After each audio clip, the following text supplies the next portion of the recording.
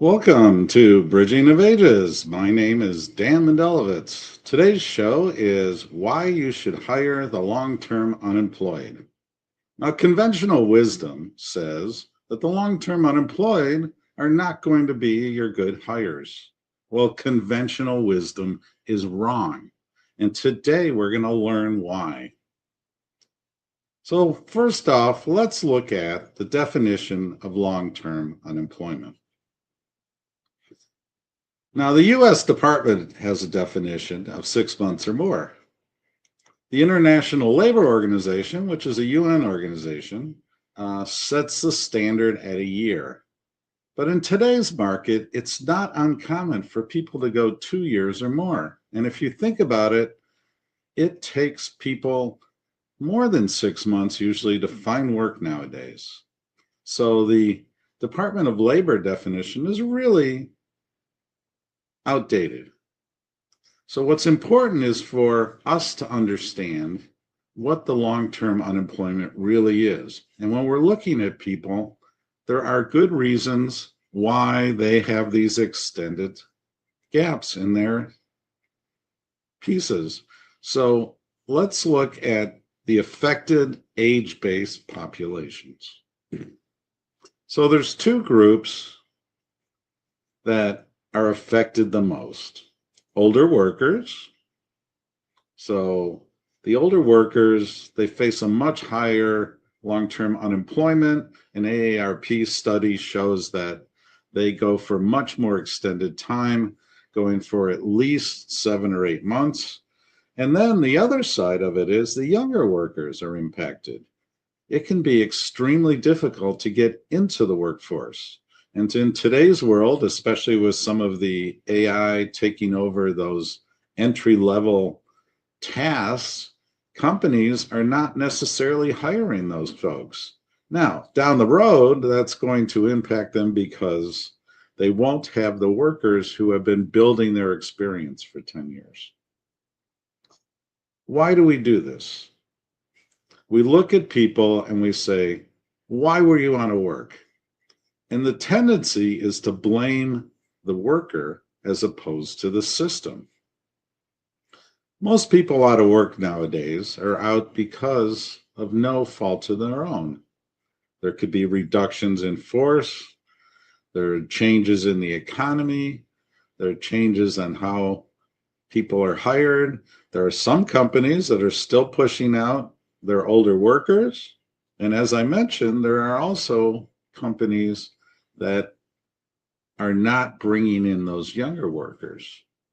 It's a short-term thinking that will come to haunt us in the future. So think about, this can happen to anybody in between at any age, but as of now, it affects the older workers the most, and the next group is the younger workers. And as I've talked about many times in other podcasts, is it seems to be these two ends of the spectrum that are affected the most with ageism. But if we think about it, those are the two groups that we really want to have the most involved when we are building intergenerational teams. So what are the barriers to re-entering the workforce? Well, there's an employee stigma. You know, a lot of departments, especially HR departments, look at you. If you have a gap, they won't even look at you. And the algorithms, especially in the ATS systems, will exclude people who have gaps of certain amounts. And especially if you've been going for more than 6 months, they won't even look at you. And then there's the traditions of the way people hire within the companies. So when you're working, you don't always remember what it's like when you were out. And some people have the good fortune of never being out of work. And if you have that bias, and we've talked about this previously about your unconscious and your conscious biases, think about how you look at somebody who's out of work. We all go, well, why can't they find a job? And that comes from the employer stigma. When you go for a much longer period, you start to limit your networking opportunities because you've pretty much exhausted it, especially if you've been going for 2 years or so. Think about it. You've talked to everybody you know, you've extended that network to a certain amount, and there's a bit of fatigue on the other side. We've all been there where we've helped other people we know, friends, colleagues, people referred to us, and we help them, but then we keep being asked and we keep being asked and we keep being asked. And understandably, there is fatigue on that side. Now, that is very difficult for a person who is actually looking for work to deal with that fatigue, but it's very real. And the world shrinks. Those networking opportunities become more restricted. And those job openings become much more difficult to fill. So whenever we've all been there when you finally be asked and you get to the point in the interview where they want to offer you something, they ask for your references. Well, if you've been out for a while, you don't have any recent references. And that builds into what we talked about with the employer stigma.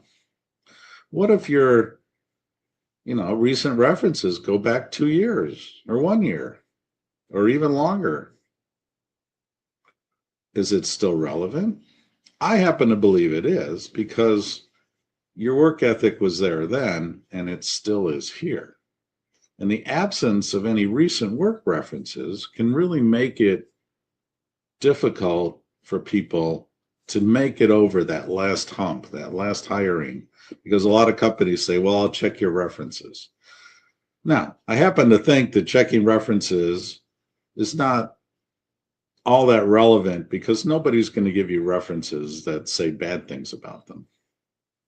And in today's world, with all the liability, companies usually only tell you something like, yes, he worked here, and this is the time he worked here, or she worked here. And so holding somebody to recent references is really not a great way to do it, but it is built into the culture, it's built into the system, it's built into those barriers that employers sometimes put up. And of course, we have the ubiquitous screening algorithms, very important in today's world. And instead of looking at them differently, we double down. Now we have AI working them for us.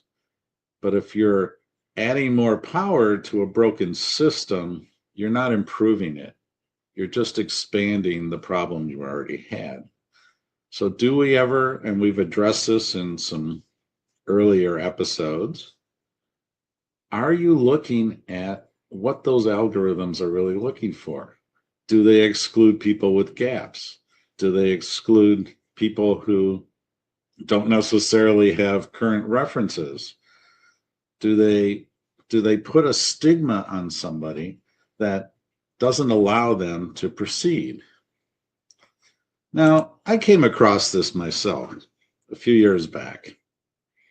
So I was working a consulting gig. I came in through a consulting company, and I had actually found this on my own through a contact I had in the company. It was a large insurance company.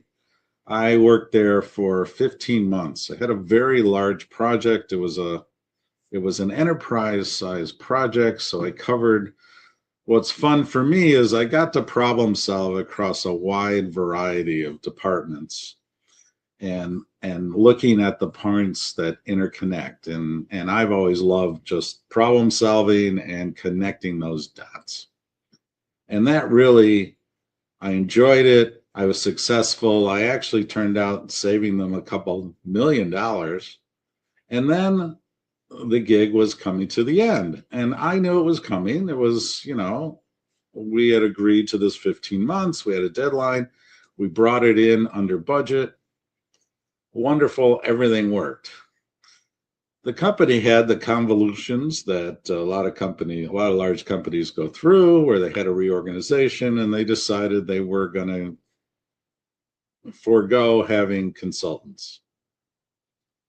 So I was encouraged by the people I work with to go apply for the, for the opening because they knew my work, they liked what I did, I was successful, and they had plenty of more work to go. Except now they couldn't do it in consulting, and I was open to becoming an employee in this company.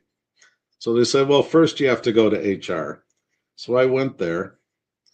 And in a way, it's kind of a funny story. It shows you how companies get caught up in their processes and create artificial barriers to people being employed. So what happened is I had to meet the person from HR. And she said, I'll meet you by the front door. And I said, well, I already work in the building. I'll just come to your office. She goes, no, the procedure is I have to meet you at the front door. So I had to go out the front door on the other side of the guard post. And she had to meet me there. She had to bring me in, sign me in, and bring me to her office. We sat down, we went over my credentials. And she looks at me and goes, you have no insurance experience. And I said, well, I've been working in your shop for 15 months. And she goes, well, you have no prior insurance experience. And I said, yes, that's true, but this is project management and program management, and that's what I do. And I do it over a variety of industries. Could not get past the fact that I didn't have this prior experience and would not recommend me. And then it gets even funnier. I said, okay, I'll go back to my desk and go back to work. And she goes, no, I have to take you back to the front door and sign you out. So I had to go trundle down after being rejected, go out the front door. And then after she left, I came in and used my key card to go back to my desk. Where did this lead to as far as long-term unemployment? Well, at the time, it wasn't just they were cutting back, it was cutting back across the industry. So I had trouble finding more work, and the agency I was working for didn't have a new gig for me. So I learned the hard way what it's like to be long-term unemployed. I worked every day. I did the things you're supposed to do. I did the applying. I did the networking. I did all that stuff. But it went on and on. And a month went by, and 3 months went by, and then a year went by, and it became 2 years. Well, I was getting a bit desperate at that point, wondering how I was going to pay my mortgage. So I actually took a gig selling mattresses. Did that for a little while. But I kept applying, and what I kept finding is they would say, how do you account for this gap? And I said, well, the work ended, and then I came back around. And it wasn't until I reconnected with a person that I had worked with earlier, and he said, well, there's an opening in my company, and I think you'd be perfect for it. And he introduced me to the hiring manager, and we went through the process. And the difference also was the hiring manager made the decision. It wasn't done by another part of the organization that didn't know what the work was. And we ended up working together. It was a 2.5-year project, very successful, saved them money. We were rolling out a new system across their international network. I actually had this come up eventually in 120 countries. But how does this tie back to the long-term unemployed? I still had my problem-solving abilities. I was still valuable to a company. I helped them make a profit. But because I had this gap, the system did not see me as valuable. So think about it. What was the difference? I had to problem solve every day to survive. And one thing you should think about is, do you think there's any problem in your business that is more difficult than what a long-term unemployed person has gone through? I know from my own experience, the answer is no. And what you will find is that person will be the one that is really going to be the one that helps you. So if we look at fresh perspectives and untapped skills, okay, we're pausing.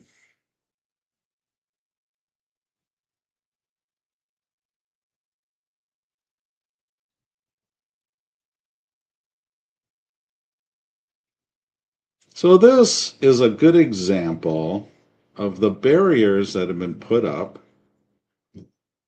to keep someone from re-entering the workforce. You saw what I went through, and many other people are going there. So what's important is that we understand that the barriers we put up are very artificial, and we really need to examine them. So let's take a look at the long-term benefits of society and the economy. Well, the first would be real economic growth. Think about it. If you give work to somebody who's out of work, they now have the ability to spend in the economy. That actually creates other jobs. That creates jobs for your company. That creates growth. That creates jobs overall. Instead of just moving the same people around to different positions, what if we reached out and grabbed those younger people who are looking for that first opportunity, those older people who are looking to help your organization and mentor those who are just coming up? Something that's always really important to me is now you've reduced the loss of brain power. If you can grow how much brain power you're working, it really creates resilience. It creates resilience in your organization, in your company, and for you. And it really creates more stability because now we have more people working. And we know that that always helps our economy grow. It also helps our communities. When we have intergenerational employment and we can have that interplay, when we can grow the folks who are just starting out and utilize the brain power of the people who've been doing it for a while and meld that in an intergenerational team, we create very resilient communities, resilient companies, and a resilient economy. All very important. So think about it, there are really long-term benefits to society and the economy for you to understand how that can grow. And this can come from something as simple as you considering and acting on hiring the long-term unemployed. So after a video from our sponsor, we're going to come back and talk about some action items that you can do in order to move towards the things that we've talked about today.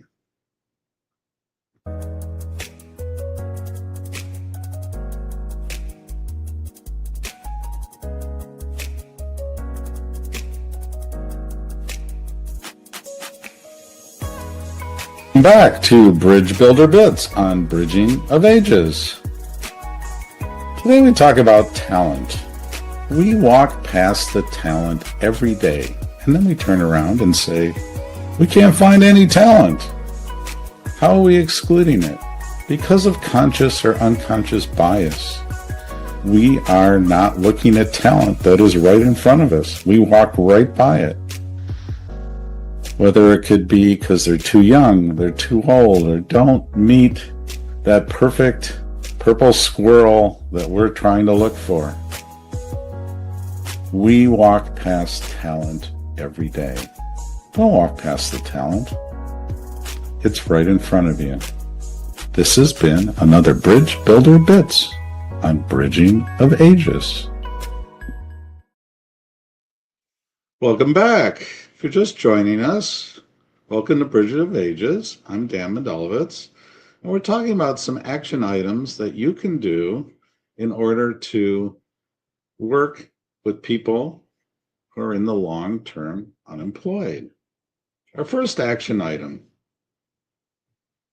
and we come back to this several times. We've talked about this in some previous episodes. Examine your unconscious and conscious biases. Obviously, the unconscious ones you may not know about. And the conscious ones, I think you know, and they're right there. And we talked about some of those today. What's really important is to think about how those biases may be keeping people out of your organization or company that could be extremely valuable to your organization. And as we said, this tends to hit more on the youngest workers and the oldest workers, but it does hit on everybody in between. And when somebody is long-term unemployed, we have certain biases that we're not always aware of. What we think about them, like why can't they get a job? And why are they out? And why is there a gap? And the gaps could be for many reasons. It could be helping a family member with a health issue. It could be their own health issue. It could just be that they got laid off and for no fault of their own because of a reduction in force in the company they were in. And they just have been having difficulty getting that next gig. And as we well know, in today's world, it takes longer and longer to get that next piece of employment, no matter how good your network is. Action item 2. Determine your real needs rather than your perceived needs. If you look at a lot of the job listings, they're about what I need today, but don't think about what we need in the future. As Wayne Gretzky used to say, I don't go to where the puck is, I go to where it's going to be. Quite prescient, actually, because if you think about it, what are you hiring for? Are you hiring for right now? Do you want every single thing checked? Or do you want to get somebody who's going to help you build into the future? The speed of business is incredibly fast nowadays, and it's always changing. And as I've said earlier and in other podcasts, problem solvers are really what you should be looking for rather than just a list of skills. Those skills can be learned, and a lot of people come in with them already there. But if you have a real problem solver, it's really going to help you with the business problems and challenges that you are going to have in the future. So it's very important to determine your real needs.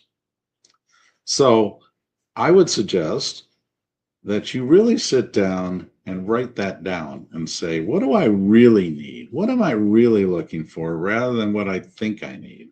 And it's worth taking those few moments because remember, hiring is expensive. And to lose somebody right away is even more expensive. So it's important to get that person in. And as I've said, the people who are long-term unemployed are extremely motivated. They are really going to be your best workers because they've been out a while. They know what it feels like out there. But they also know what the outside world looks better than you do because you've been inside working all the time. So determine your real needs rather than what you've just perceived up till now. Action item 3. Engage the long-term unemployed. So how do you do that? Easier said than done. Where do you find them? Well, obviously, if you look at some of the things that people have been excluded, and if you've looked at your systems and see what they are keeping out, I think you'll see that gaps are one of the big things that keep people from coming to your organizations. But you can also do some things that are outside of that box. And this is extremely important for small and medium-sized companies. You don't have the resources to comb all the resumes and everything out there like the big companies do. And that is really not the most productive way to do it anyhow. So what's really important is looking for a different way. So I did this at a few years back at one of the places. I was hiring, I was looking for somebody. And as I said, I like to look for problem solvers. So what I actually did is I went and talked with somebody who ran a job club. He helped people get work and had meetings every week, and they would discuss and they would exchange ideas and they would exchange connections and they would give, names to each other and those kind of things. And I said, well, this is what I'm looking for. Is there anybody in your organization who may fit the bill? And it turns out he had a couple people who were, out for a while. One had been out for about a year. One had been out for almost 2 years. But he told me, he said, when we're going through this every week, there's a couple of people who always seem to look to solve problems. So I brought them in for interviews. And one of the things that I always did as a hiring manager is I would talk to them first to see if they were a problem solver, because I figured I could turn them over to the people who work for me to look at skill levels and that kind of stuff. We can do that afterwards. But what was important that they go through the first step with me, because they would be working for me. And I took the time. I didn't go through a zillion resumes. I didn't use an ATS system. I actually talked to a person. Turns out we ended up hiring this person, and she ended up being one of the most productive and important people on my team. And in short order, I promoted her and to lead one of my teams because she was great. She was on top of it. She treated people well. She had an eye for problem solving and for, people working together like that. And it really worked out well. So as I said, look at our action items. First one, examine our unconscious and conscious biases. The second one, determine your real needs rather than your perceived needs. And the third one, engage with the long-term unemployed.